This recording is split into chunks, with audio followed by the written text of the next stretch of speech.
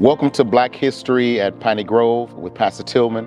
Honored today to have one of our long-term members who has been committed to a work in the service in our community that is so prevalent in our area of South Florida this time. As you know, the things are being tested and being rejected to our children pertains to what's being taught concerning Black history in the school system, as well as how equity and diversity and inclusion is being stripped away from college campuses. And we are really in a position to really, if we don't teach our own history, that we're being stripped and our narratives are being shaped by other people. But we have people such as our guest today who's going to speak from his personal experiences that will bring us up to the modern day to consider what we have before us and how we can improve as a community.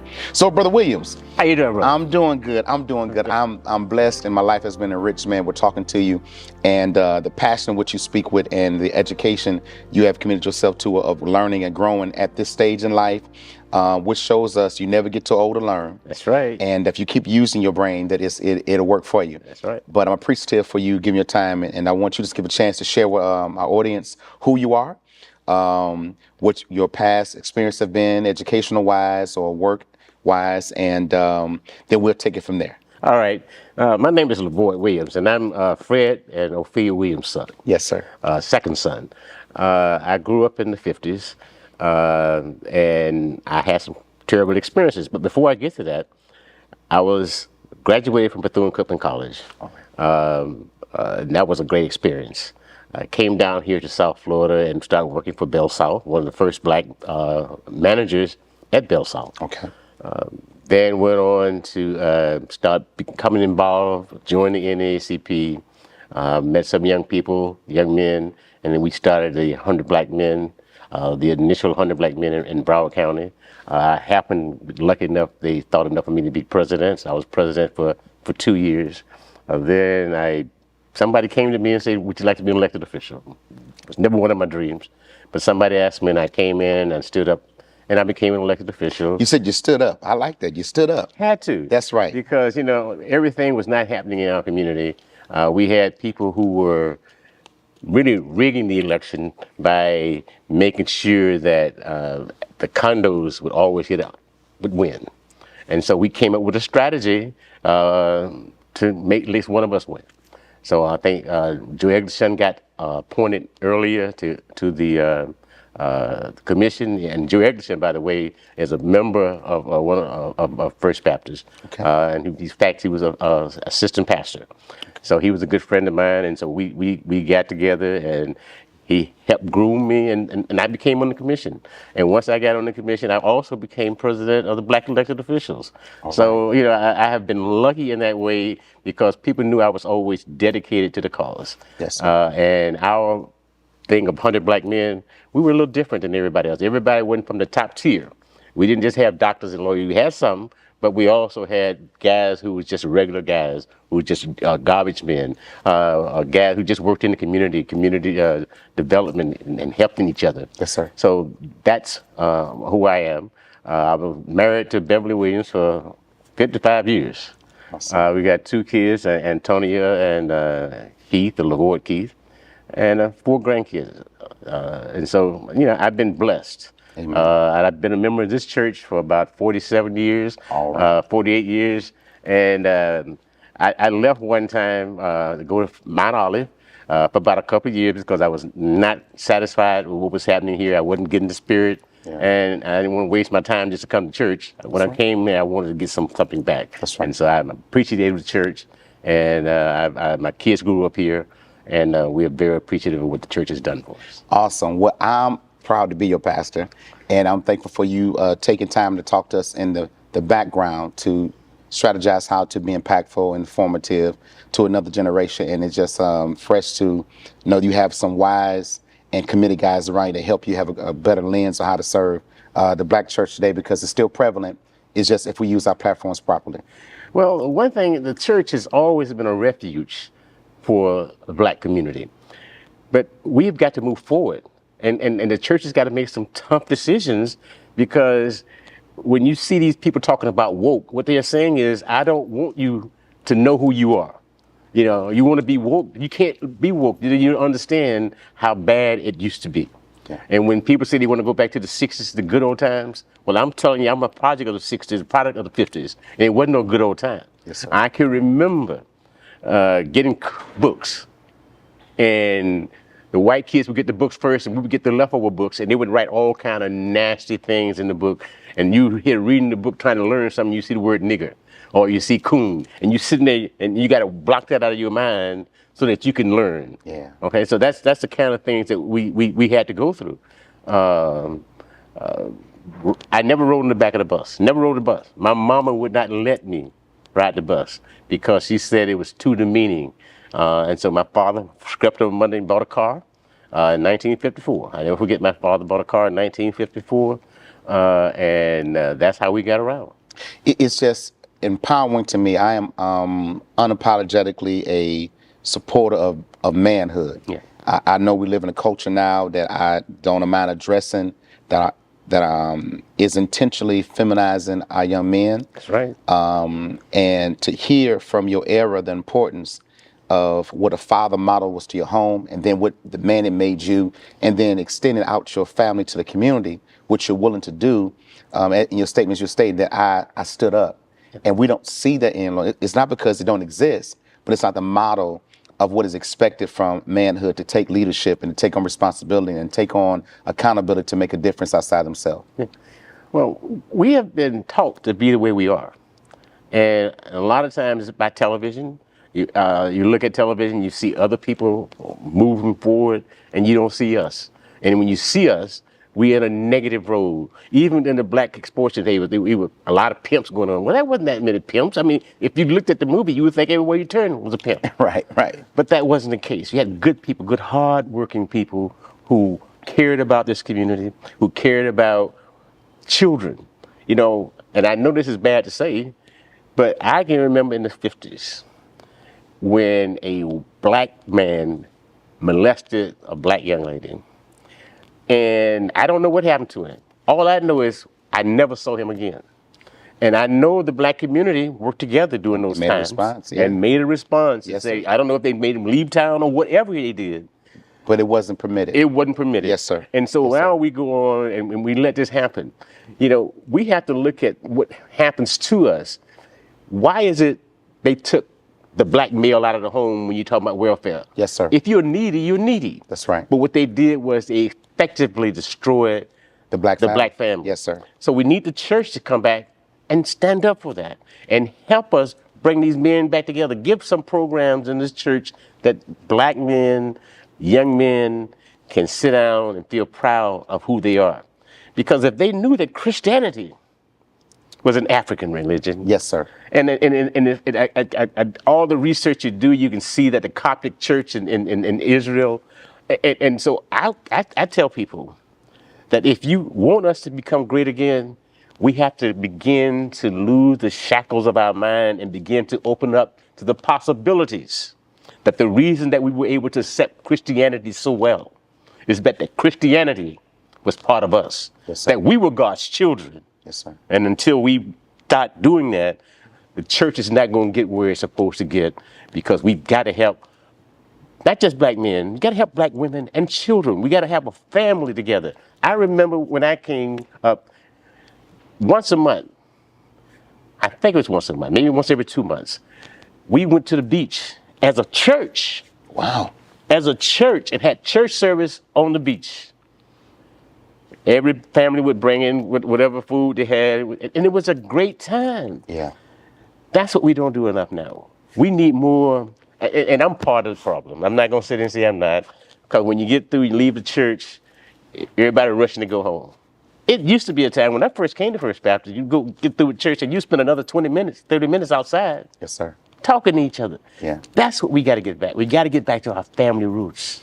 I think I agree, and I think that us having this conversation is going to have some form of conviction on some people who hear it, and to really consider, as you said, what the church means to us. And some people get offended by it when you say that the black church. What you mean, black church?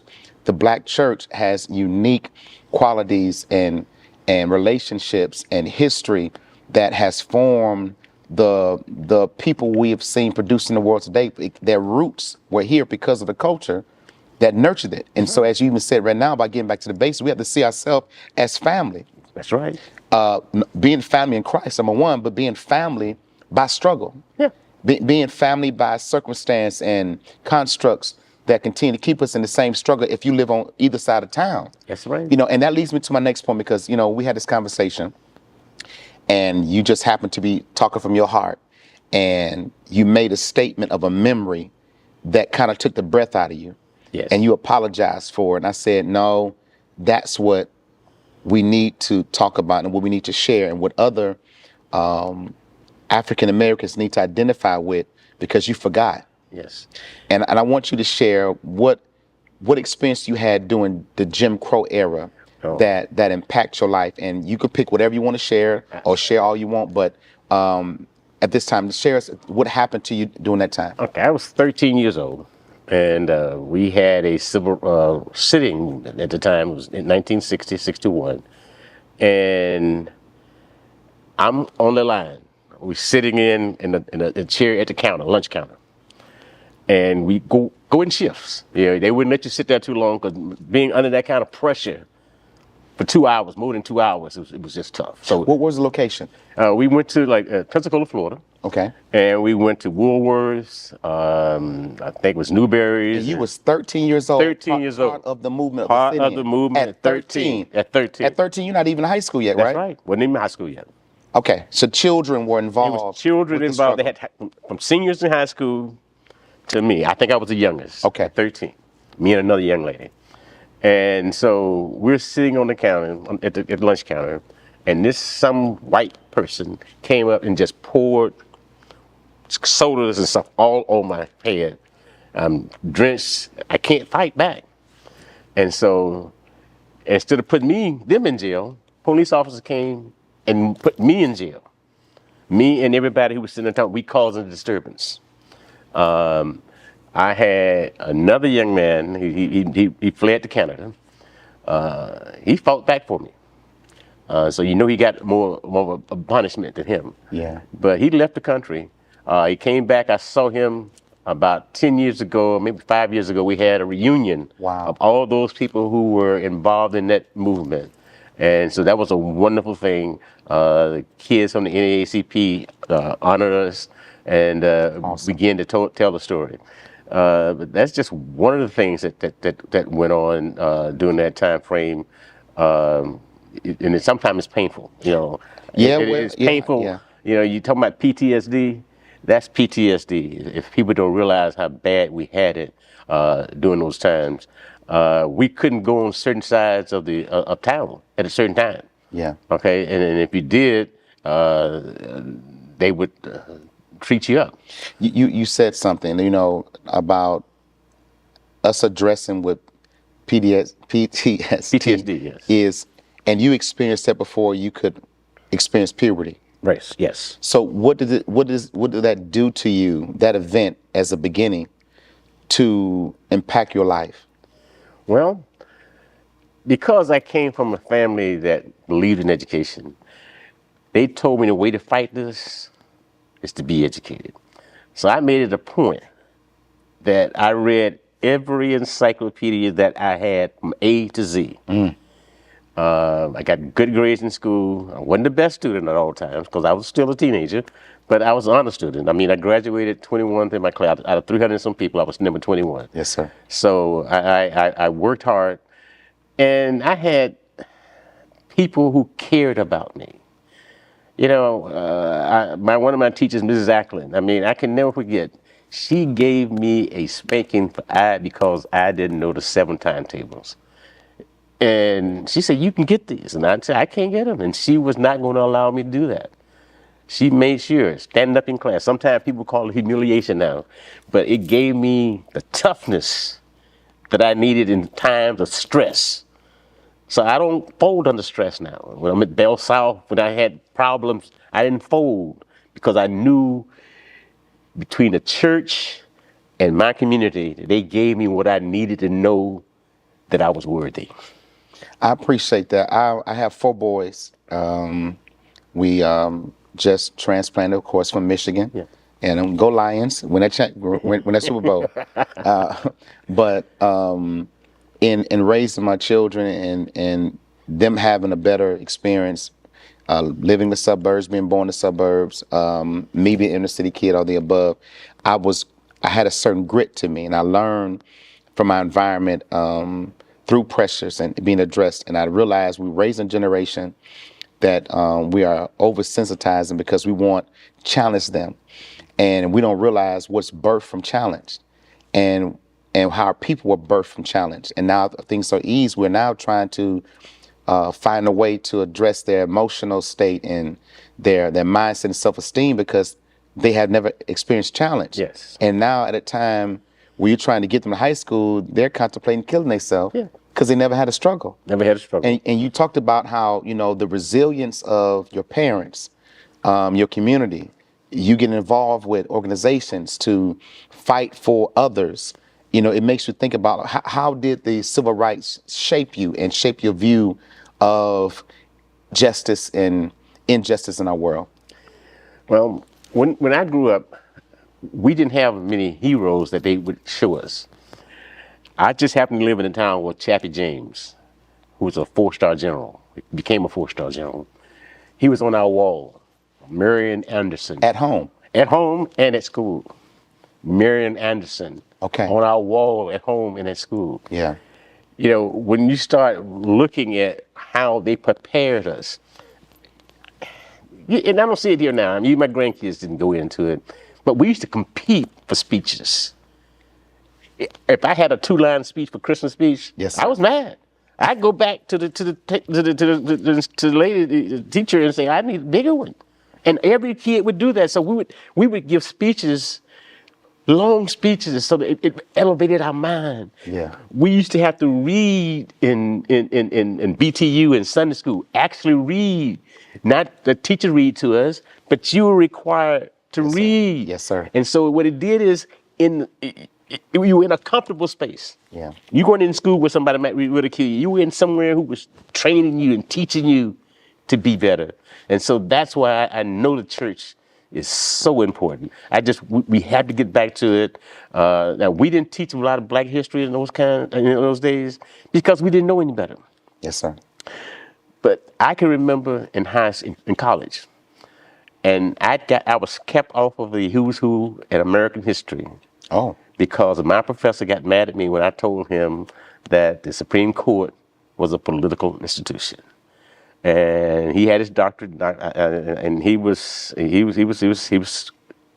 determined that I had to agree with him, and I wouldn't change my mind because I said it was. And when I gave him an example of how they imprisoned the Japanese and said it was justified, I said you can't have it justified and not do that. So what we've got to do is begin to take back who we are. I think I told you in a meeting, I'm going to be giving a lesson on a Friday or Saturday. You're going to do it here too. I'm going to do it here too. All right, all right. But what I want people to know is about Uncle Tom. And I know I want people going to look at that. I want every Black man to say, I'm Uncle Tom. Tell them so they know who Uncle Tom is. Tom, educate us. Henson. And say his name again. Josiah Henson. And I tell you, when you read his story, he was a Christian man. He even gave up his freedom so that other slaves wouldn't be beaten. Mm. When you look at his whole story, he wrote several books. He escaped from slavery, went to Canada, started hiring other slaves who had escaped. Himself was personally responsible for over 180 slaves. Met the Queen of England. Started a town called Dunn where he bought 200 acres of land just for Black people. The reason they don't want us to know about it, they said this guy is too powerful. So they had minstrel shows going around making you shame of him. So what happened, who was a great man, yes, we got Black men who are not willing to understand who he is and ashamed. In fact, when I grew up, you called a guy Uncle Tom, you might be ready to fight. Yes, sir. Not knowing they took a hero away from us. Wow. And that's what we got to get back. And there's so many stories like that. Yeah. So what I want our people to know is that just do research. I'm a history major, and I was ashamed to read Harriet Beecher Stowe's book, Uncle Tom's Cabin, because they had made it so hurtful, and I thought would be so demeaning, not realizing that this was the book that spurred the Civil War. Why can't we honor that? Why black people don't know that? So that's the kind of thing that we're talking about, and we're going to be dealing with. Yes, sir. And if the church, and we've got to begin to reclaim our image.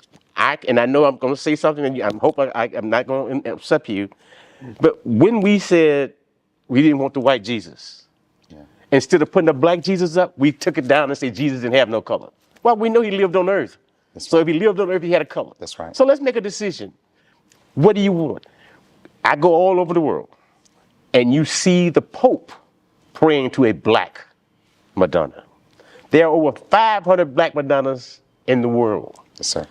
When I was in Germany, I hit one and listened to this man tell me, he said, the reason that they're black is that we light candles around them and the smoke constantly and they turn black.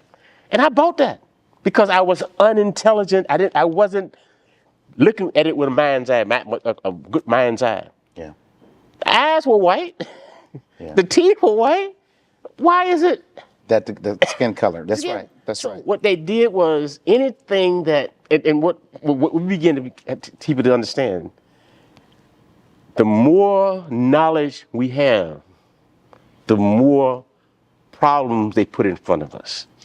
When the 1619 Project came out and refuted the 1776, all of a sudden they said, wait a minute, this is too dangerous. Too much information. Too much information. Yes, right. So then they called it woke. Now, that should be a good word, because woke means that I understand what's going on around me. Yeah. But they make it a negative because they want to make sure that we kowtow. What we got to do now is stand up and be men. Yeah. And say, I will no longer allow you to fill my head about who the first person was. Not because I'm better. Yeah. And see, that's the thing that they can't understand. That when I want to research my history, I'm not researching it so that I can say I'm better than you. What I want you to understand is that I was first. Okay, not better. That's first. right. That's right. We're all human beings. And I got proof. And I got proof. Yeah. Explain this. Right. Okay. Read it. Right. It's here. It's always been here. It's always been here. Yes, sir. When we look at the things that are around us that are African, Yeah. what we do is we kowtow from it. I think I was talking to someone about education at Harvard. Okay. If I had a choice between sending somebody to Harvard or Florida A&M, it's according to what they're looking for. If you're looking for prestige and to meet the right people, then go to Harvard. But if you want an education that's going to teach you about who you are, Yes, sir. people who are going to teach you and show you how to love one another, so that when you leave FAMU, you'll be able to tackle anything. That's what I would tell people. We got to stop putting our universities down because they have contributed and put some great people out there. You know, where did Martin Luther King go? Look at the Vice President of the United States, right. Kamala Harris. But there are so many more. And so we have got to say, we have getting a good education. I never forget when I got my master's, I was in awe of a couple of people from Columbia, one person from Yale. I said, man, it's going to be tough for me. And I kicked out whatever. Right. And not because I'm smarter than them, but there was a lot of us there. Yeah. But we worked together as a group.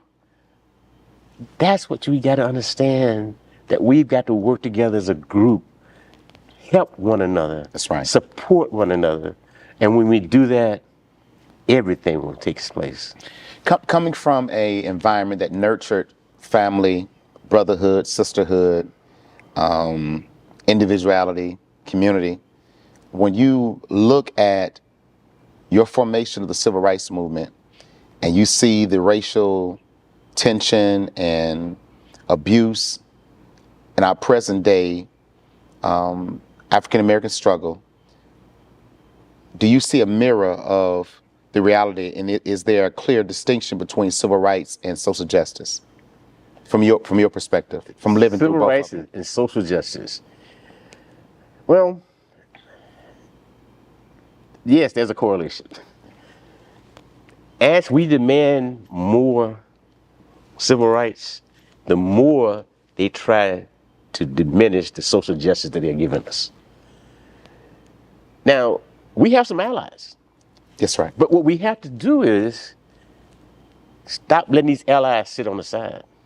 As a black person, if you got a friend who's white, Come on out. make him commit. Talk to me. Talk to him, Yes, make him sir. commit. Come on, don't be my friend. So, Yes, so sir. you can't be neutral in anti-slavery or Yes. anti-racism. That's Either right. you're racist or you're anti-racist. That's right. Sitting on the sideline puts you in the racist pot. Now, whether you might not do anything bad, but you allow someone else to do it. And as a black man and as a black person on these jobs, we need not to be afraid. You need to start watching the language of other people. I told you, and I think I've told most people, when two black people are talking, a white person will automatically walk up to you. Not automatically, but he'll walk up to you. That's right. And we will stop talking and see what he has to say. You do the same thing to him. Two white people talking, and you walk up to him, and we'll see what they'll do. They keep talking. It's like you got to absolutely break in. So we've got to begin to say, I'm important as you. And when he comes in, if you allow him to talk, then it's fine. But if you and this guy is in a conversation that's important, and he comes up and want to answer, you say, no, I'll talk to you later. And you got to make him respect it. Until we do that, we will always be subservient. So we're talking about a reality that we're responding openly to an inward struggle because we really don't value ourselves. Right. We don't look. I'm not going to. There are some churches that had African symbols in that church, and the members were so uncomfortable that they made them remove them. Now, why? See, there's a quote by, I think it's Asa Hilliard, who says something like, when you have a mind that's not where it's supposed to be, they can make you do anything, and if they don't make you do it, you'll do it on your own. You'll diminish yourself as it is. We've got to begin to start having positive language about black folks. Positive language. I am great. I come from greatness. Don't keep telling everybody you're a king and a queen, because guess what? Everybody in the world knows that everybody couldn't be a king or a queen. Only thing to be a king or a queen is to be born that way. That's right. But we were engineers. We built the pyramids. We were architects. We built the Rosetta Stone. We built the temples. So when you start looking at what we have done, you can be proud, but because we don't read, and when we read it, we'll see conflict. Some white archaeologists will say the Egyptians were white, but all periodical data tells us that they were black. When you do DNA tests, when you do they got a guy by the name of Sheikh Anta Diop, wrote a book, and he had to write the book, get it approved 3 times before he get his doctorate. And it was UNESCO who came and told the university, you cannot deny this scholarship. This is valid scholarship. So we know what they look like. Anytime we have been helping Europeans become more educated, when they look at it 500 years from now, they make them white. Yes, sir. So what we've got to do is say, no, stop making this a black and white thing. It became black and white. See, racism is only about 500, 600 years old. But most people don't know that. The people in Spain were black. The Moors who came to re-educate. The Egyptians were the dominant culture, not the Greeks. That's right. When we talk about Pythagoras' theorem, How can you build a pyramid if you don't know Pythagoras' theorem? What I'm trying to get people to understand is that we are the original people. We helped civilize the world. Now, we are not the only ones, because guess what? Western technology has done some great things. And to deny that would be foolish. Right. But don't deny me my time. That's right. That's right. All I'm saying is every culture has had a time of greatness. We acknowledge the Chinese. We acknowledge the Japanese. What we don't want to acknowledge is the Africans. Yes. And it's not just the Egyptians, it's the West Africans. We all had a role in the development of mankind. Yes, sir. I'm gonna give this last question. I thank you for taking the time and let me be a man of my word, because I promise you that we gonna make some moves, and we're going to share this and make sure it will reach a different generation. But when you consider the civil rights movement and what we are experiencing today as social justice, and we see the police brutality, we see the economical structures of our community, we see the struggles in the educational system, we see that in these environments we still have teachers not teaching our children and preparing them for future. We see that the level of reading today is as strenuous as it was when you came along, and now it's a straight pipeline to the jail system. How do you see these same issues of the decades impacting South Florida, and what does it look like for the future to you? Well, I'll give you one thing that happened to me about 4 years ago. A man invited me to lunch, and I went to lunch with him. He was one of the guys who were a little above me at Del South, and one of my managers.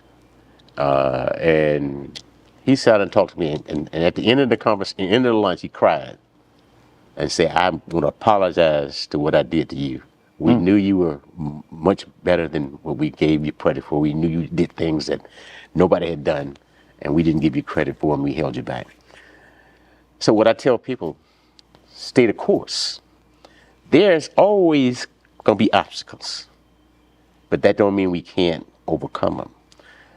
We got to be able to look at young men. I'm a member of Kappa Alpha Psi also. And Yeah, throw that in there. Alpha.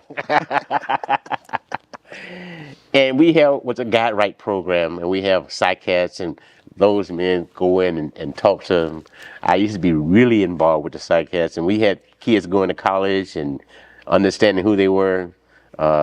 Some young men who I know today who are now city managers and whatever, we had them, same guys, talking to them, telling them that you're great. What we got to do is tell our young men that they're great. Yes, Have sir. them look in the mirror. Yes, sir. And say, we appreciate you because we know that you're going to take care of us. Put the emphasis on them that we want you to take care of us. I want you to take care of me. I'm 76 years old, soon to be 77. I want some young person to come take care of me, to put the light and move it forward, because we're going to get better. Now, we're not as bad as we were back then. But now we have a different enemy. When I say enemy, we have a new thing. We got to stop lying. Until we make people acknowledge the truth and don't back away from it. If they say it's not, then say, okay, let's go look. Yeah. You get the white person and say, y'all, you always talking about being black. Well, it was more than just that. I'm not just talking about being black. I'm talking about being human. Yes, sir. So let's see where I stand on the map of humanity. What did I accomplish? I'm acknowledging that you all have done some great things. I'm acknowledging that Western technology has exceeded everything possible. But would it have been possible without me giving you the numbers? The Arabs giving you the numbers, 1, 2, 3, 4, 5 instead of the Roman number. Would it have been possible for us not to have the Pythagoras theorem, a philosophy, have an original concept of one God? All that came out of Egypt. And Egypt is a child of Ethiopia. What we keep failing to realize, the Nile Valley, the Nile River, all around that river, that's where education, that's where civilization started. And that's where, if you look at the biblical account or the archaeological account or the DNA account, they all lead to one place. What you say? They're all African. Thank you, Brother Williams. I appreciate you so very much. And thank you for being a man of your word. And thank you for challenging us. And I pray that you heard something today that will provoke your interest to study and to be proud of who you are and embrace it. This is Black History at Piner Grove.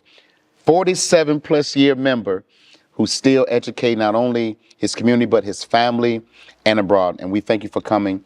This is Black History at Piner Grove with Pastor Tillman. We'll be back for our next episode. We thank you for tuning in. Thank you so much. Black History Month.